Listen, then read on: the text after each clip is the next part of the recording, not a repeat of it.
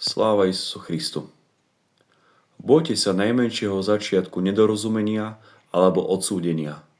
Namiesto toho, aby sme sa držali úzadí, vyslovíme nerozumné, neopatrné slovo a medzi dvoma srdcami, ktoré boli jedno, sa objaví malá trhlina, ktorá sa stále viac rozširuje, až kým sa navždy nerozdelia. Povedali ste niečo hanlivosti? Okamžite sa ospravedlň. Došlo niekomu nedorozumeniu? Nezáleží na tom, čia to chyba. Nedovoľte, aby sa to medzi vás dostalo, čo len na hodinu. Zdržte sa hádok. Nechoďte spať s pocitom hnevu v srdci. V manželskom živote by nemalo byť miesto pre pýchu. Nikdy by ste sa nemali oddávať pocitu úrazenej pýchy a svedomito vypočítávať, koho presne by ste mali požiadať o odpustenie.